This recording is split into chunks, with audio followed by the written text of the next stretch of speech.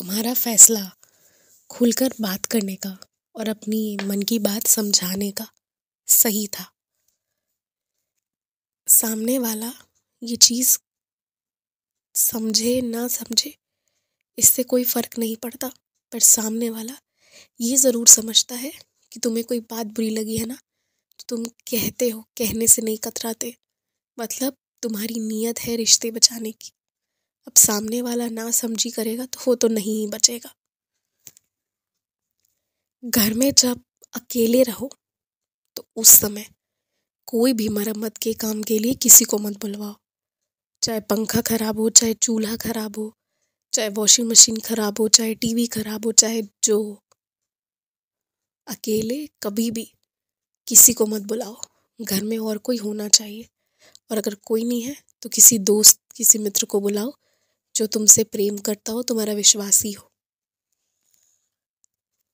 आज तुम मेरी सच्चरित पढ़ना और तुम्हारे मन में जितने तनाव हैं अभी को लेकर, अगले साल की यात्रा को लेकर, घर से अनुमति मिलने ना मिलने की बात, और भी जो भी चिंता है, जितने भी चीज़ों को लेकर, घर की स्वास्थ्य को लेकर, आमदनी को लेकर, बचत को लेकर, जो भी कुछ है, सारी बातें सामने रखना। मेरे सच्चरित पढ़ते वक्त उससे पहले बोली गई सारी बातें मैं ध्यान से सुनता हूँ, और हर एक चीज़ का रास्ता अपने आप से निकलता है।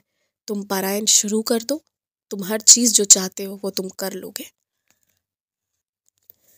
तुम शिरडी से जो भी सामान मंगवा रहे हो उसमें, उसके साथ में एक मेरी बहुत छोटी सी और प्यारी सी तस्वीर भी तुम्हें प्राप्त होगी, जिसे कि तुम हमेशा अपने साथ अपने बटुए में रखना, और उसी ज़रिए तुम्हें ऊदी भी प्राप्त होगी।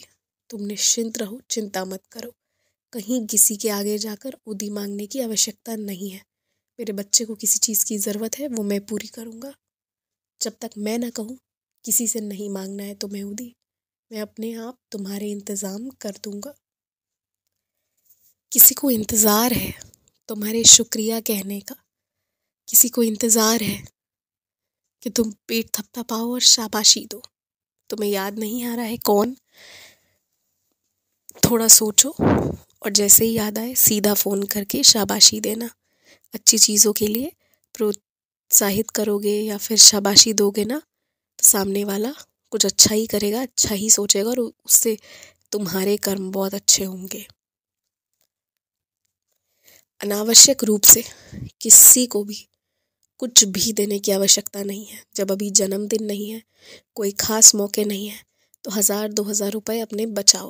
मैं तुमसे वादा करता हूँ, अगर तुम इस साल बचत करोगे तो आने वाले साल में, साल के अंत होते होते 50,000 से 1,00,000 रुपए तुम्हारे खुद के तुम्हें मिल जाएंगे, जो सिर्फ तुम्हारे होंगे, जिस पर सिर्फ तुम्हारा अधिकार होगा। कैसे होगा ये तुम मेरी बात पे विश्वास रखो, मैं करके दिखाऊंगा।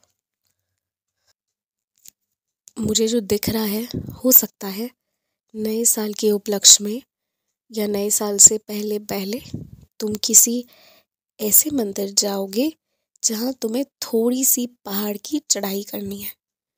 वो वैष्णो माता नहीं, किसी और मंदिर जाओगे जहाँ थोड़ी पहाड़ की चढ़ाई करनी है, और उस रास्ते में ना संभवतः तुम्हें कुछ छोटा सा सेवा का मौका मिले, जैसे किसी के लिए 10, 20, 50 रुपए देने पड़े तुम्हें, और वो देने से कतराना मत। वो बड़ी सेवा होगी, जरूर करना। और जब ये हो तो उसके बाद याद रखना कि तुम्हें साईं ने दर्शन दिया था। ये चीज़ याद रखना, होगा ऐसा ज़रूर।